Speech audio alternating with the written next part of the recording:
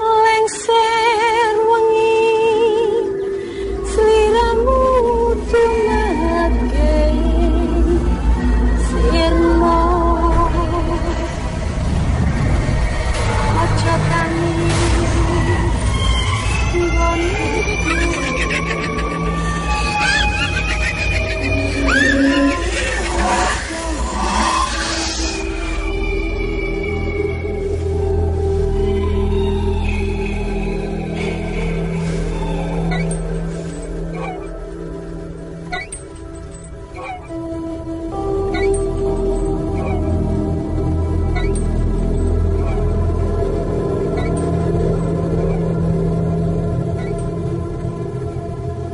Assalamualaikum warahmatullahi wabarakatuh.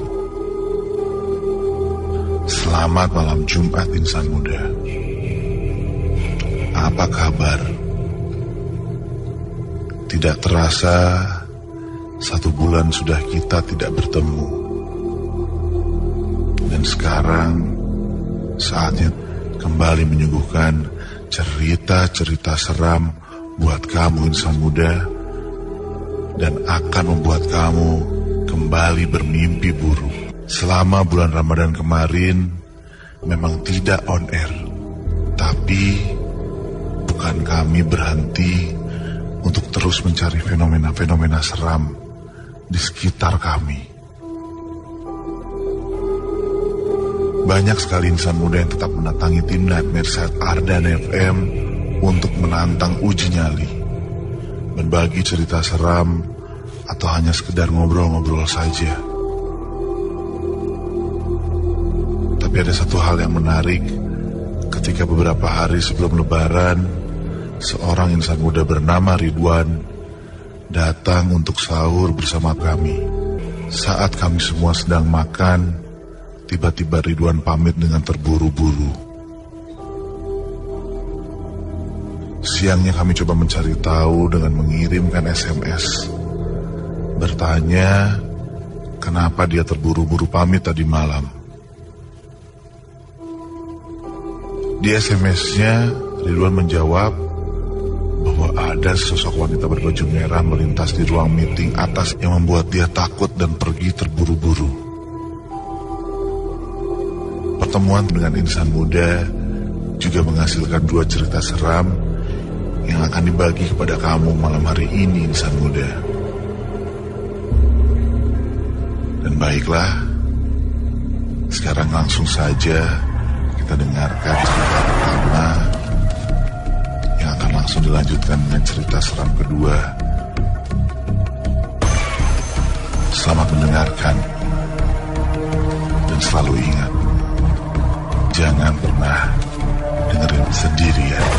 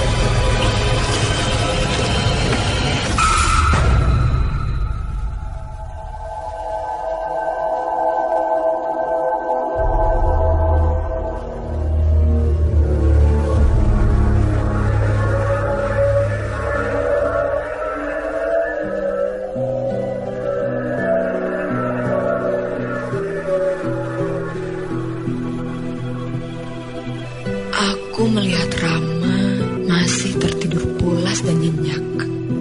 Sepertinya dia sedang memimpikan sesuatu yang indah. Tubuhnya terlentang dengan nafas yang sangat teratur. Tenang sekali. Dia sama sekali tidak menyadari adanya sosok wanita di sisi tempat tidurnya. Sosok wanita yang tiba-tiba muncul dan berdiri mematung. Wanita yang masih terlihat muda, tubuhnya tinggi, wajahnya disanggul, dililit gaun berwarna merah terang yang menyala di kamar Rama yang gelap. Aku hanya bisa melihatnya tanpa bisa bergerak, menunggu apa yang akan terjadi selanjutnya. Tiba-tiba wanita itu berjalan. Bukan. Dia melayang. Dia melayang mendekat ke kepala Rama. Dan seketika Rama membuka matanya. Aku bisa melihat ekspresi Rama yang kaget, namun tidak bisa berbuat apa-apa. Sama sepertiku.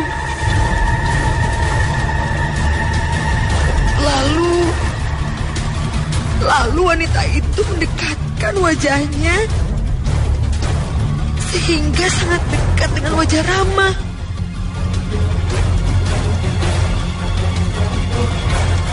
Kemudian wanita itu menyeringai lebar dan dengan suara yang berat dia berkata,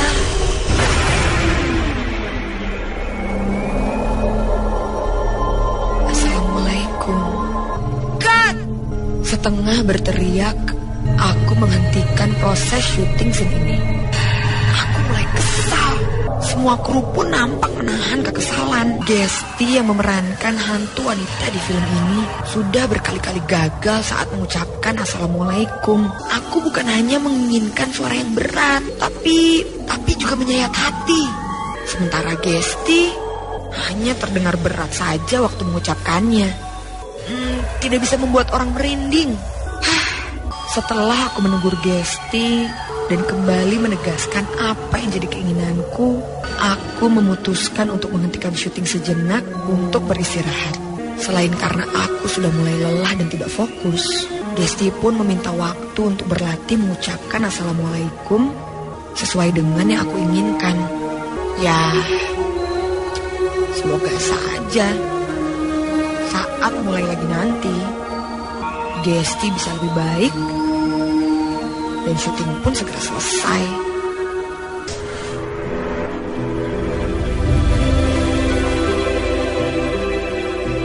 Namaku Via.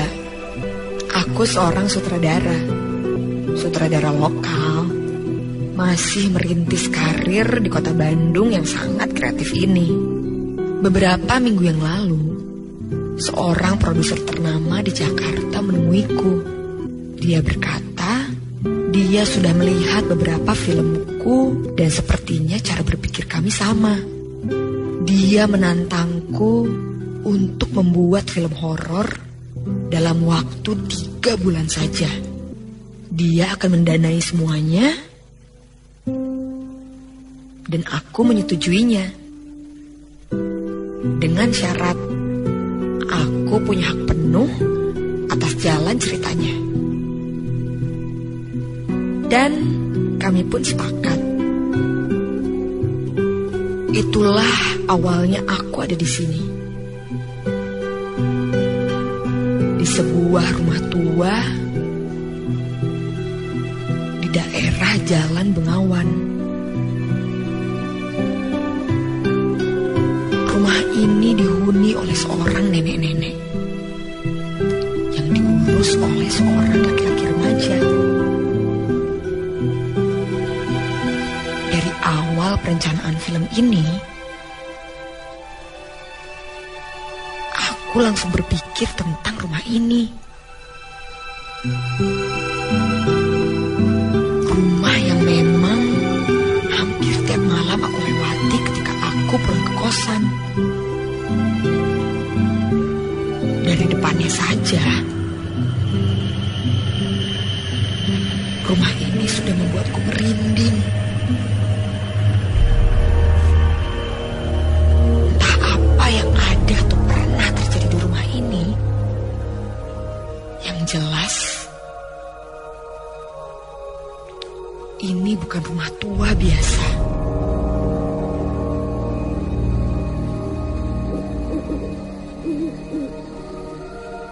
Ketika aku sedang duduk sambil mengelap keringat, nenek pemilik rumah mendatangiku sambil membawakan segelas susu. Aku tersenyum dan menerimanya dengan senang hati. Aku pun langsung minum susu itu. Hangat sekali. Susu coklat yang sangat kental dan enak. Pikiranku langsung rileks. Otot-ototku yang tegang seolah menjadi santai sekarang. Aku pun memulai percakapanku dengan nenek itu. Aku berkata bahwa susu ini sangat enak. Nenek tersenyum dan berkata kalau bubuk susu ini berasal dari Belanda, dibawa oleh anaknya yang tinggal di Belanda untuk kuliah. Wah, hebat juga nenek ini, bisa menyekolahkan anaknya ke Belanda. Aku lalu bertanya, apa sekarang anaknya masih tinggal di Belanda? Nenek itu tiba-tiba diam. Tak lama, dia mengangkat wajahnya, melihat ke arahku dan berkata bahwa anaknya sudah meninggal 25 tahun lalu karena bunuh diri. Ya Tuhan, bunuh diri. Tenggorokanku langsung kering, dadaku langsung sesak mendengarnya. Tanpa kata-kata dan dengan ekspresi datar, nenek itu membalikkan badan dan pergi meninggalkanku, berjalan meninggalkan ruangan ini dan naik ke lantai atas yang kata nenek tidak boleh digunakan untuk syuting. Jantungku masih berdetak sangat kencang. Perlahan aku melirik susu coklat di gelas yang sedang kupegang. Ini susu yang sudah disimpan selama 25 tahun. Aku sudah tidak peduli lagi rasanya yang enak tadi. Perutku mual. Dadaku makin sesak. Tak kenapa, tiba-tiba saja aku ingin muntah. Aku segera berlari keluar ruangan menuju kamar mandi. Ini pertama kalinya aku memakai kamar mandi di ruang belakang. Biasanya aku memakai kamar mandi di ruang depan sana. Tapi karena sudah tidak tahan muntah, aku mencari kamar mandi yang dekat. Sesampainya aku di depan pintu kamar mandi, aku mencoba membuka pintunya, namun tidak bisa, terkunci dari dalam. Untung saja di dekat situ ada wastafel. Aku langsung memuntahkan isi perutku di wastafel, semuanya. Setelah selesai, aku merasa sangat lemas. Aku diam sejenak dan mencoba mengatur nafas. Tiba-tiba terdengar sesuatu. Assalamualaikum. Aku diam, mencoba mendengarkannya dengan jelas. Assalamualaikum. Suaranya terdengar dari dalam kamar mandi yang terkunci tadi. Assalamualaikum. Suaranya terdengar sangat berat dan membuatku merinding, membuatku takut. Perlahan aku mendekat ke pintu kamar mandi dan mengetuknya. Gesti. Sambil gugup, aku mencoba menebak apakah yang di dalam kamar mandi itu Gesti. Tapi tidak ada jawaban. Aku mencobanya sekali lagi. Gesti, ini Via. Yang di dalam kamu. Lalu terdengar jawaban, iya. Lega rasanya. Rupanya benar, Gesti yang di dalam. Tidak sia-sia dia minta waktu buat berlatih. Cara Gesti mengucapkan Assalamualaikum sudah sesuai dengan harapanku. Aku pun berkata lagi,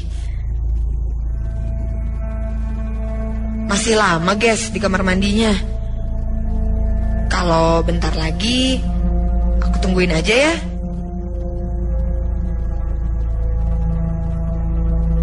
Tidak ada jawaban. Aku mengetuk pintunya lagi.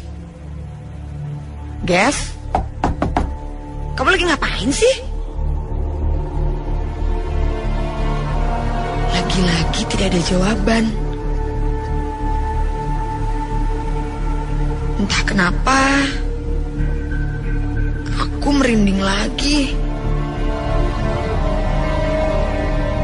Tiba-tiba, bahuku digenggam seseorang dari belakang. Karena kaget, aku langsung membalikkan badan. Ternyata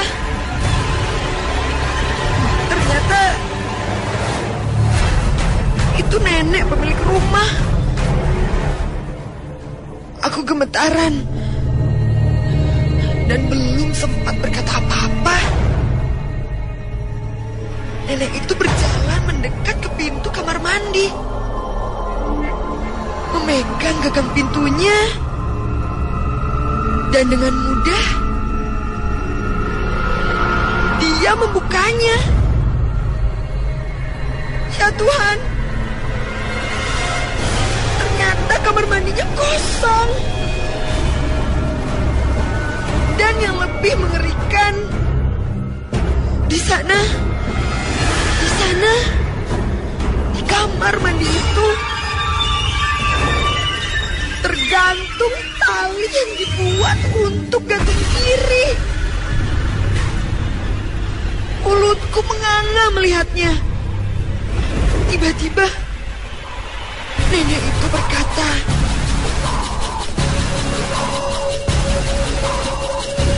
"Di sini anak nenek bunuh diri."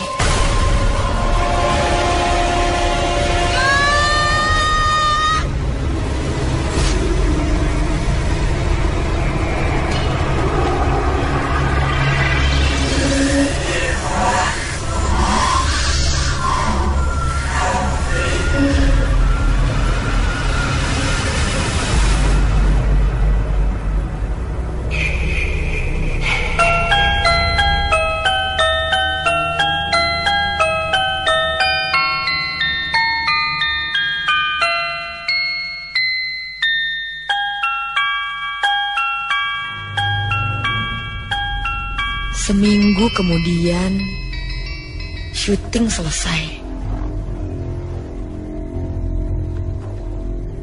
Aku dan editorku sedang memilih-milih mana adegan yang bisa diambil. Akhirnya kami sampai ke adegan di mana Gesti mengucapkan Assalamualaikum. Sempurna.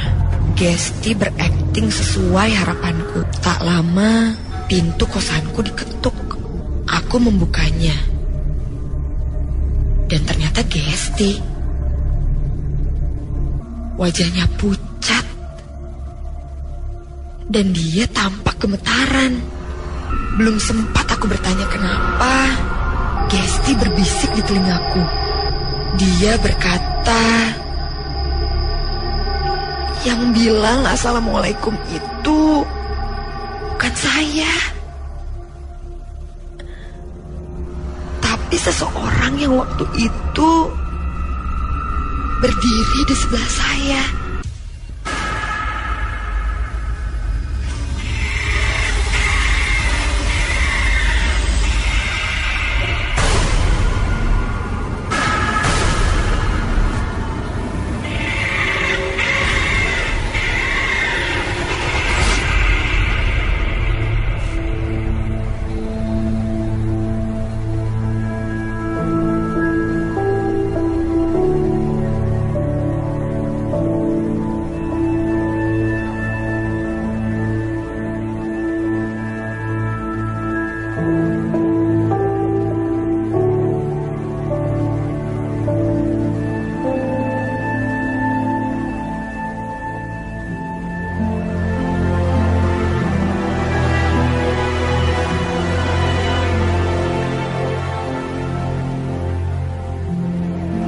Aku masih belum bisa tidur. Dan mataku belum bisa terpejam. Semua ini pasti gara-gara pasukan kemarin, di mana aku sering bergadang. Dan efeknya ya begini. Badanku terbaring di atas kasur, tertutup selimut. Dan kepalaku disangga 2 bantal. Orang-orang rumah sudah lelap tertidur. Cuman aku sendiri yang masih bangun.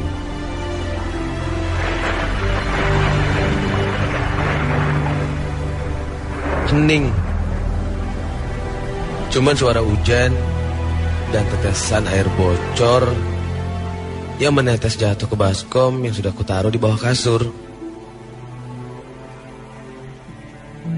Mataku menatap langit-langit kamar yang sudah berwarna putih pucat. Dan kemudian memiringkan badan, mengambil handphone di sebelahku. Lalu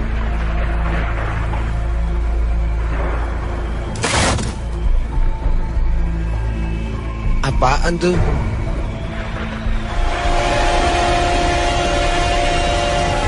Sebuah benda jatuh di luar kamar, tepat di depan pintu kamarku. Refleks, aku diam terpaku sambil melihat ke arah pintu. Pintu yang tidak tertutup rapat membuat aku sedikit mudah melihat apa yang terjadi di luar. Aku sedikit mengangkat kepalaku, memperhatikan dan menunggu benda atau apapun yang lewat. Dan sepertinya aku pasrah terhadap apa yang akan lewat. Dan ternyata benar, selang beberapa menit dari suara benda yang jatuh tadi, aku melihat sebuah benda melintas. Dan benda itu seukuran manusia, putih, dan lompat melewati kamarku. Dan aku tahu kalau itu bukan benda, tapi Tuhan, itu pocong. Dan aku terasa gemetar dan jantungku berdetak sangat kencang, sangat dingin mengucur di punggungku. Dan aku segera bangkit dari tempat tidur dan dengan gesit aku langsung menutup pintu kamar. Sebelum menutup pintu, aku sempat menengok ke arah luar, ke arah koridor kecil yang ada di lantai 2 di rumahku. Dan yang kulihat hanya pintu kamar abangku di ujung kamar sana yang tertutup. Dan tidak ada siapa-siapa lagi. Bulu kuduku kontan rasa merinding. Dan dengan segera aku menutup pintu dan langsung kunci.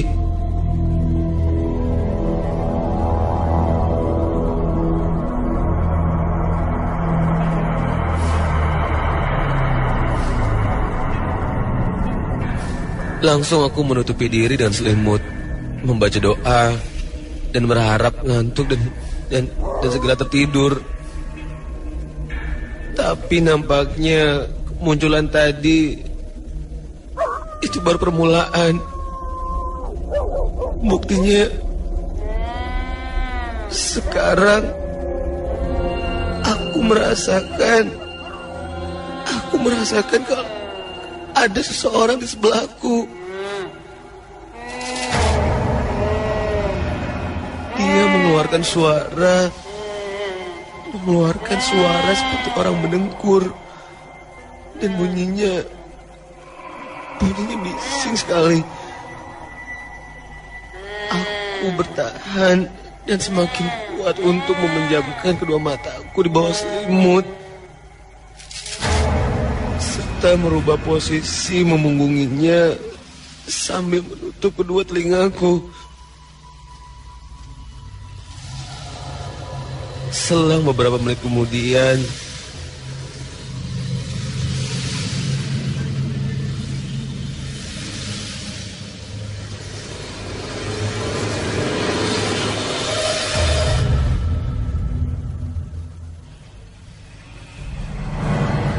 aku mencoba melepaskan telapak tanganku dari kuping dan aku berusaha perlahan-lahan membuka kedua mataku.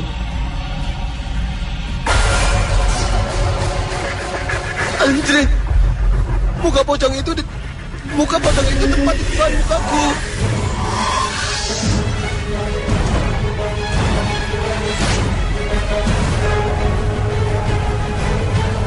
Anjrit, ya Tuhan, muka pocong itu berada tepat di depan mukaku.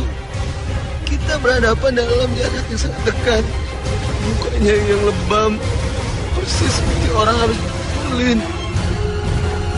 Mata tertutup rapat sesudah kotor. Di mulutnya sedikit menganga dengan liur yang menetes mengenai bantalku. Dan tercium sangat bau sekali. Bau bangkai busuk. Aku hanya bermain dengan terpaku. Dan aku merasa aku tidak bisa mengeluarkan suara. Sedangkan aku sudah berusaha berteriak. Aku hanya berdoa, ya Tuhan, kenapa hal ini terjadi di kamarku?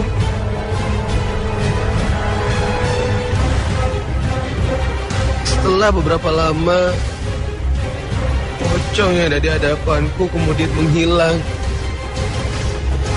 Aku menghela nafas. Badanku masih terbujur kaku. Aku mencoba menarik selimut yang menutupi mukaku. Dan aku hanya bisa berharap aku bisa tertidur cepat. Ketika aku akan menutup mata,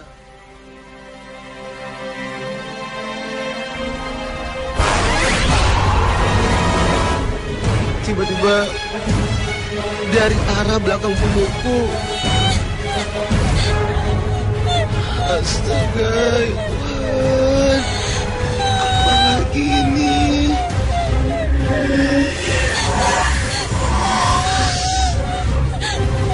Aku yang masih merasa lemas dan pasrah berusaha untuk tidak mempedulikan suara tadi.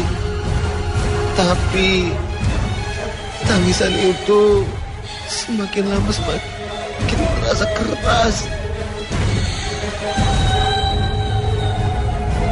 Aku hanya bisa gemetar dan hanya menelan ludah berkali-kali sampai akhirnya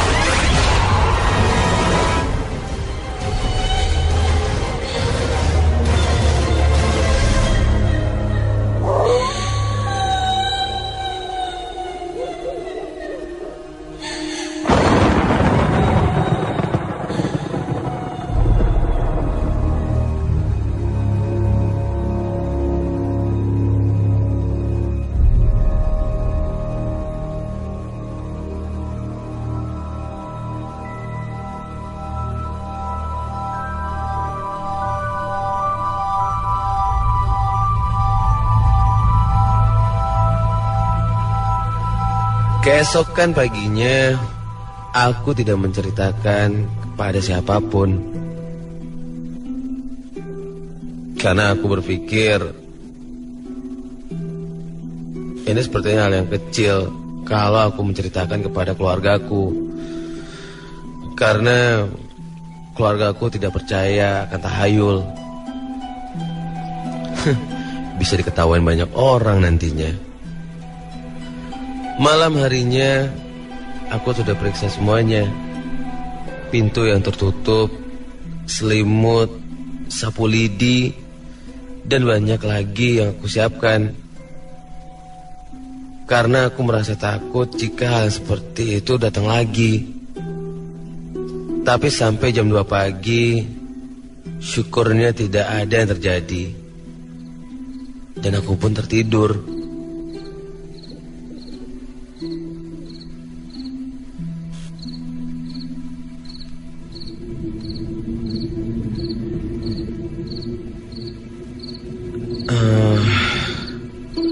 Kok tiba-tiba dingin sekali ya?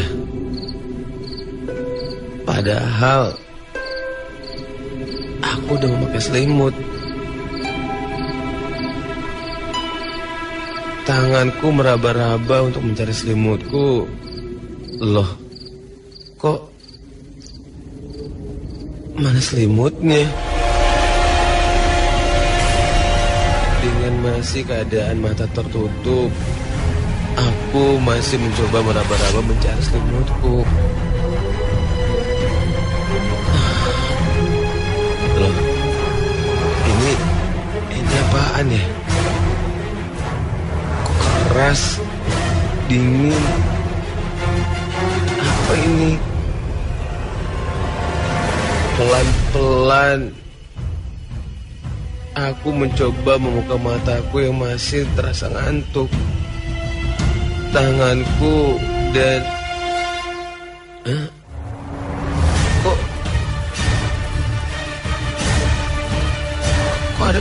Kok ini besi teralis?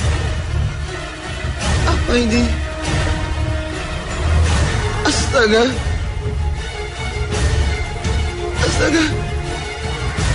Di mana aku ini? Aku tersadar dan terbangun kalau aku sedang tertidur di keranda mayat. Ini keranda mayat dan aku sedang memeluk. Ya Tuhan, ini pocong. Aku menyangka kalau aku sedang di kamar dan sedang memeluk bantal guling. Ya Tuhan, bagaimana ini? Tuhan, buka kerandanya.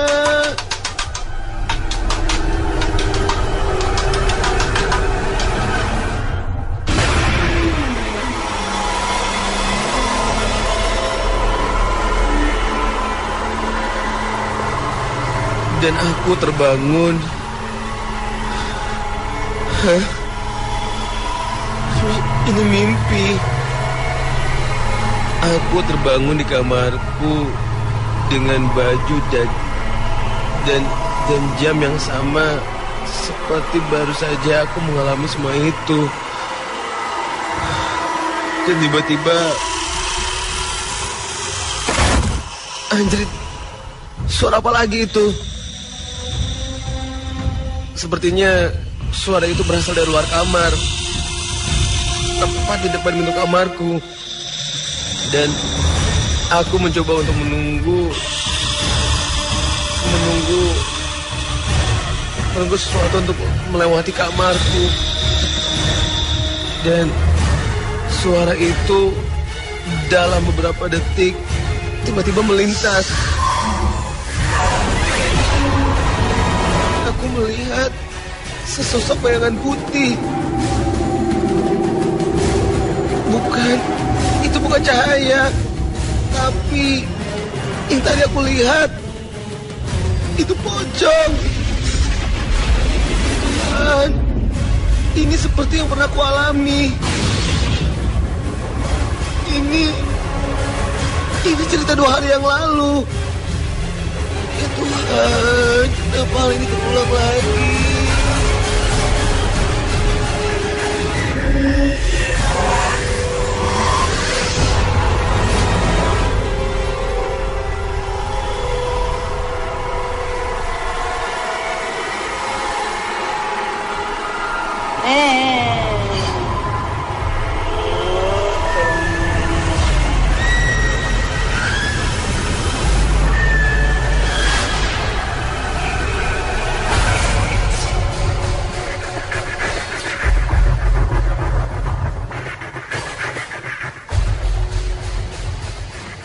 Kedua cerita sudah sama-sama kita dengarkan.